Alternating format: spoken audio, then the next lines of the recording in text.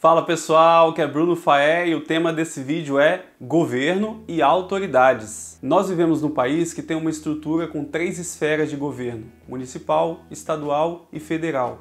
E tem também 3 tipos de poder: legislativo, executivo e judiciário.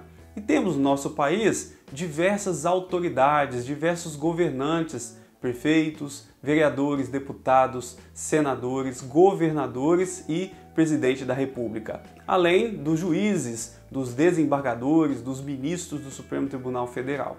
Então, o cristão está vivendo nesta sociedade, no caso do Brasil. Só que nós temos Deus como o nosso principal Senhor, a nossa maior autoridade. Como fica o cristão, então, diante das autoridades deste mundo? Será que nós temos que obedecê-las? Será que nós temos que ser sujeitos a elas? E se essas autoridades agem de maneira injusta, fazem coisas que aos nossos olhos são erradas, ou estão em desacordo, inclusive, com a palavra de Deus, ou então se elas tomam decisões políticas, decisões administrativas com as quais nós não concordamos. Afinal, como o cristão deve agir em relação a este assunto? O que a Bíblia diz sobre isso? É isso que nós vamos ver no vídeo de hoje. Se você já gostou do tema, deixa aí o seu like, se inscreva no canal para você não perder nenhum dos próximos vídeos e vamos lá! Bom, no Antigo Testamento nós temos que lembrar que a autoridade política, ela também era a autoridade religiosa. Os juízes, os reis, eles recebiam a autoridade vinda de Deus. Mesmo assim, em alguns momentos nós vemos que as pessoas confrontavam essas autoridades, Elas protestavam contra essas autoridades e não lhes eram sujeitas quando essas autoridades agiam em desacordo com a vontade de Deus. Por exemplo, a gente sabe o caso, conhece a história do profeta Elias e da rainha Jezabel e do rei Acabe, como Elias ele foi contrário a estes reis, porque eles não estavam agindo de acordo com a vontade de Deus. Mas quando aquela autoridade que tinha sido estabelecida por Deus, como por exemplo Moisés, estava agindo de acordo com a vontade do Senhor, ir contra essa autoridade significava, na verdade, ir contra o próprio Deus. Já no tempo do Novo Testamento, a nação de Israel tinha sido dividida em regiões que eram administradas por governantes. E esses governantes, por sua vez, eles eram sujeitos, submissos ao Império Romano, que tinha conquistado aquela nação alguns anos antes. E nem esses governantes e nem os imperadores eram pessoas submissas a Deus, eram pessoas que serviam a Deus. No tempo de Jesus, o imperador era Tibério César. Já no tempo dos apóstolos, no livro de Atos, início ali da igreja primitiva, o imperador era Nero. Nero era um homem altamente cruel. Então a igreja primitiva, ela viveu sob a tutela de homens, de governantes, que em muitos casos eram pessoas impiedosas e que não tinham o menor temor de Deus. E o primeiro princípio que nós vemos no Novo Testamento com relação às autoridades é que nós devemos orar por elas. Primeira carta de Paulo a Timóteo, capítulo 2, versículos 1 e 2 diz assim: Admoesto-te, pois, antes de tudo, que se façam deprecações, orações, intercessões e ações de graças por todos os homens, pelos reis e por todos que estão em eminência, para que tenhamos uma vida quieta e sossegada em toda piedade e honestidade. Ou seja, segundo Paulo, quando nós oramos pelas autoridades e essas autoridades recebem de Deus sabedoria e justiça nas suas decisões, então a sociedade vive tempos de paz. E os cristãos, como vivem no meio da sociedade, eles também poderão usufruir dessa paz. A Bíblia deixa claro que Deus dá sabedoria e Deus conduz os governantes, inclusive aqueles governantes que não são seus servos, inclusive aqueles que não são cristãos. Vemos, por exemplo, no livro de Esdras, capítulo 1, versículo 1 e 3, que Deus, o Senhor, ele despertou o espírito de Ciro, rei da Pérsia, para permitir que o povo de Israel voltasse do cativeiro. Então não devemos achar que apenas um governante cristão pode fazer coisas boas. Os governantes que não são servos de Deus ou que têm outra religião também podem fazer coisas que estão de acordo com a vontade de Deus. E nós devemos orar por esses governantes, porque Deus pode dar a eles sabedoria e ajudá-los na condução do povo e da nação. É o que a gente vê lá no livro de Provérbios, capítulo 21, versículo 1, que diz assim: como ribeiros de águas, assim é o coração do rei na mão do Senhor, que o inclina a todo o seu querer. Então nós devemos orar não apenas pelo presidente ou pelos governadores, devemos orar prefeitos, vereadores, deputados, também os juízes, para que todas essas pessoas que estão em posições de poder tenham sabedoria, tenham um senso de justiça. Um outro princípio do Novo Testamento é que nós devemos ser sujeitos, submissos e obedientes às autoridades. Está lá na carta de Paulo aos Romanos, capítulo 13, versículos 1 e 2. Toda alma esteja sujeita às potestades superiores, porque não há potestade que não venha de Deus. E as autoridades que há foram ordenadas por Deus. Por isso, quem resiste à autoridade, resiste à ordenação de Deus, e os que resistem trarão sobre si mesmos condenação. Então o que nós vemos aqui é que nós devemos ser sujeitos às autoridades, porque toda a autoridade foi dada por Deus, toda a autoridade foi permitida por Deus, inclusive as autoridades injustas. Nós vemos, por exemplo, no momento ali da prisão e do julgamento de Jesus, João capítulo 19, versículos 10 e 11, a passagem diz assim: Disse-lhe, pois, Pilatos: Não me falas a mim? Não sabes tu que tenho poder para te crucificar e tenho poder para te soltar? Respondeu Jesus: Nenhum poder terias contra mim se de cima não te fosse dado, mas aquele que me entregou a ti, maior pecado tem. Ou seja, Jesus está dizendo para Pilatos: você tem poder, você tem autoridade, mas você só tem essa autoridade porque de cima, do alto, do Pai foi dado a você. E naquele momento Pilatos estava agindo de maneira injusta, ele deveria soltar Jesus e não concordar com a prisão de Jesus e a sua condenação. Mas mesmo agindo de maneira injusta, Jesus reconhece que ele tinha uma autoridade que era dada por Deus. E é interessante ver que as pessoas na época do ministério de Jesus tentaram colocar Jesus contra as autoridades, quando questionaram a ele, por exemplo, se era correto, se era lícito dar imposto, dar o tributo ao Império Romano. Então a gente vê lá em Lucas, capítulo 20, versículos 22 e 25, está escrito: É-nos lícito dar tributo a César ou não? Disse-lhe então: Dai, pois, a César o que é de César, e dai a Deus o que é de Deus. Jesus sabia que aquelas pessoas que estavam dominadas pelo Império Romano, elas queriam um pretexto para poder se libertar daquela opressão política. E havia a expectativa de que o Messias ele seria realmente um libertador político.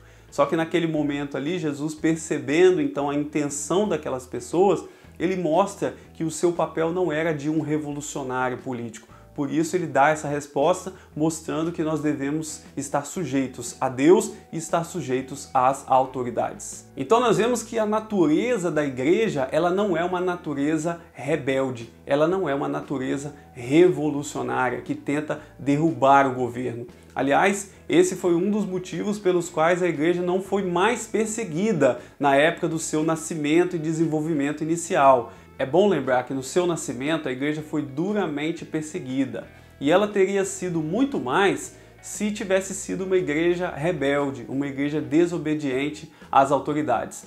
A própria obediência da igreja, a lealdade da igreja ao império servia como defesa da fé, servia como justificativa dos pais da igreja, especialmente diante das autoridades, para que a igreja não fosse mais perseguida. Bom, nós vimos anteriormente que um dos motivos da existência das autoridades é manter a paz, existir uma paz social da qual os cristãos também podem desfrutar. E a Bíblia fala sobre outros motivos da existência das autoridades, ela detalha mais. Por exemplo, Romanos capítulo 13, versículos 3 e 4, diz que as autoridades existem para manter a ordem.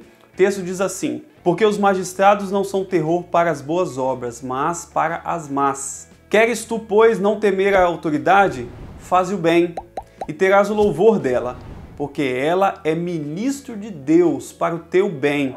Mas, se fizeres o mal, teme, pois não traz de balde a espada, porque é ministro de Deus e vingador, para castigar o que faz o mal. Nós vemos aqui então uma explicação sobre a existência dos magistrados, dos juízes, aqueles que julgam e aqueles que punem as pessoas pelos seus delitos. A Bíblia diz e chama essas pessoas de ministros de Deus. E eles existem para quê? Para punir os maus e para dar louvor aos bons. E a Bíblia fala, teme a essas pessoas. Se você fizer mal, teme, porque ele não traz debalde a espada. Ou seja, o juízo ele vem sobre aqueles que cometem as infrações. Mas nós sabemos que muitas vezes as autoridades elas agem de maneira errada, elas punem injustamente pessoas ou elas inocentam injustamente aqueles que são culpados. Nós vemos também que, segundo a Bíblia, o Estado e os impostos eles foram estabelecidos por Deus para o bem da sociedade. Lá na carta de Paulo aos Romanos, também capítulo 13, versículos 5 a 7, diz assim: portanto é necessário que lhes sejais sujeitos, não somente pelo castigo, mas também pela consciência. Por esta razão também pagais tributos, porque são ministros de Deus, atendendo sempre a isto mesmo. Portanto, dai a cada um o que deveis. A quem tributo, tributo, a quem imposto, imposto, a quem temor, temor, a quem honra, honra. Interessante nesse texto aqui que o imposto, o tributo, ele é chamado de ministro de Deus. E por que isso acontece? Porque os nossos impostos, os nossos tributos, se forem bem administrados, e é claro que nós sabemos que na nossa sociedade eles em parte são bem administrados e em parte não são, né, variando conforme região e conforme período, a forma como esses tributos são administrados, mas os tributos eles são o que sustentam uma máquina administrativa que pode fornecer a segurança pública, a saúde pública, a justiça, o poder judiciário, enfim, toda essa estrutura que faz parte do Estado. Também é bom lembrar que os impostos, os tributos, eles servem para a prestação de vários tipos de serviços públicos que atendem especialmente as pessoas mais pobres. Por exemplo, em nosso país, nós temos o Sistema Único de Saúde, nós temos a educação pública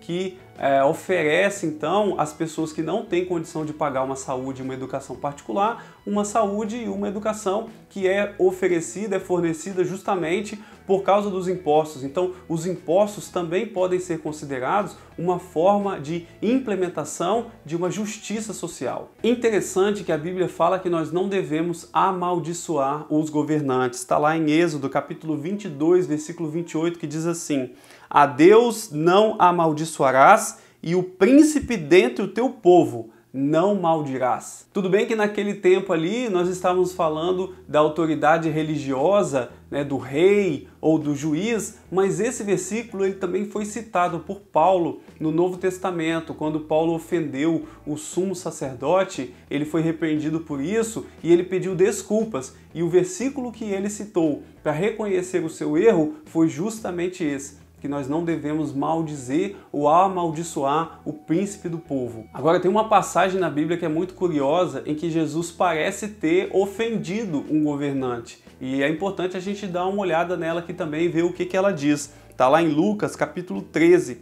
versículos 31 e 32. O texto diz assim: naquele mesmo dia chegaram os fariseus dizendo: sai, retira-te daqui, porque Herodes quer matar-te. E respondeu-lhes: ide, e dizei àquela raposa: eis que eu expulso demônios, efetuo curas hoje e amanhã, e no terceiro dia sou consumado. Afinal, será que Jesus estava ofendendo Herodes, chamando ele de raposa? Na verdade, o que acontece aqui é que Herodes estava dando uma de esperto. Ele tinha medo de confrontar Jesus diretamente, então ele manda alguns fariseus darem um recado, fazer uma ameaça a Jesus, que se ele não se retirasse dali, ele seria morto. Então Jesus, percebendo a sua esperteza e como forma de denunciar a sua ação injusta de ameaçar matá-lo, chama ele de raposa. Isso nos mostra que nós podemos confrontar as autoridades, nós podemos denunciar as injustiças das autoridades, nós podemos discordar das autoridades,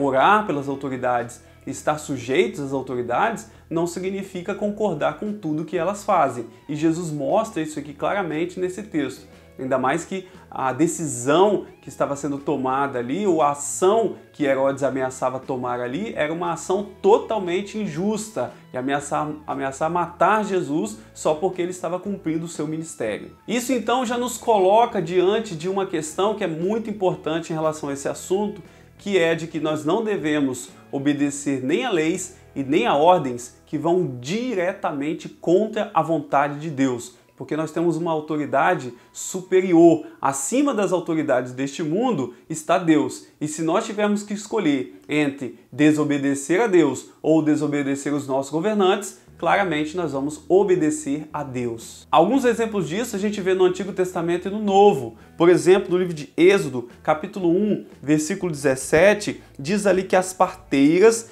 temeram a Deus e não fizeram como o rei do Egito lhes dissera. Antes, conservavam os meninos em vida, porque o rei do Egito, Faraó, tinha mandado matar todos os meninos.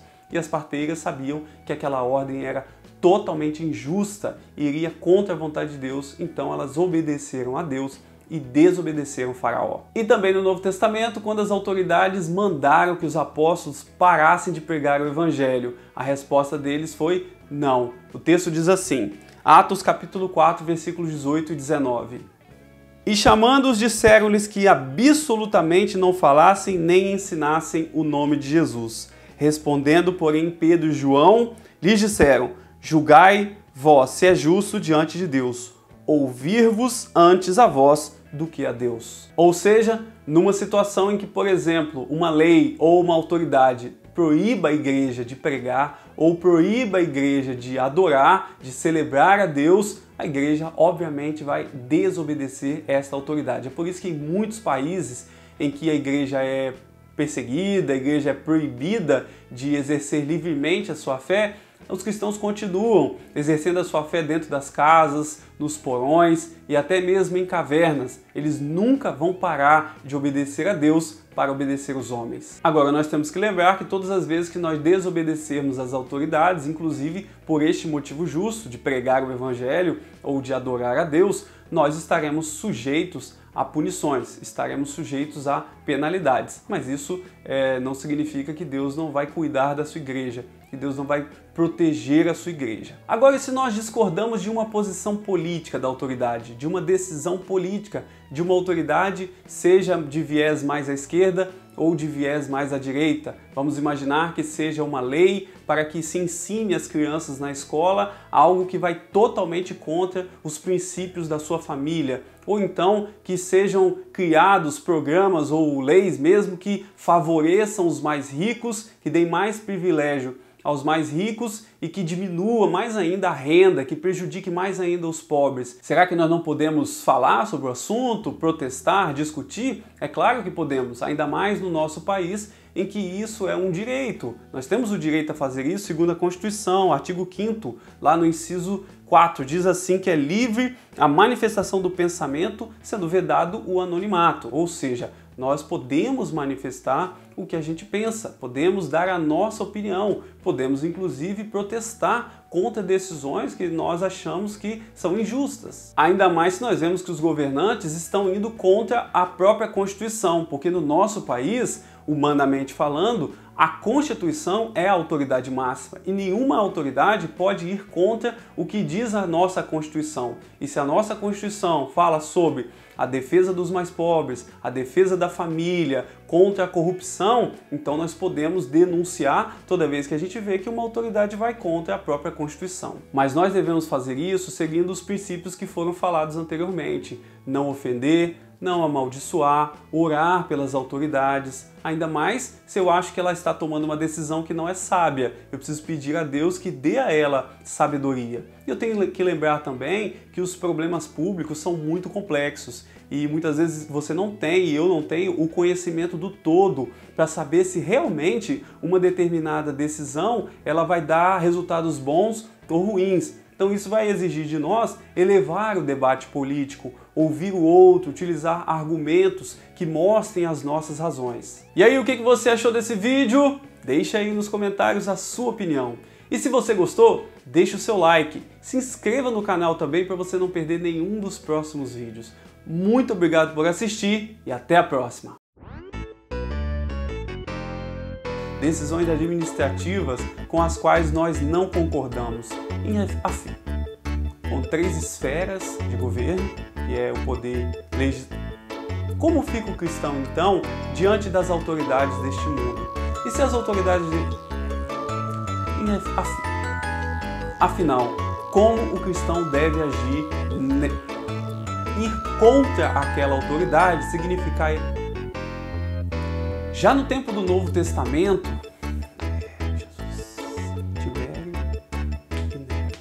no tempo de Jesus, o imperador viveu sob a tutela, né? Ela viveu... Vemos, por exemplo, no livro de Esdras, então Jesus ali, ainda mais, nós vemos que os dois... E devemos sempre ter a consciência de que nós não... nos listos da...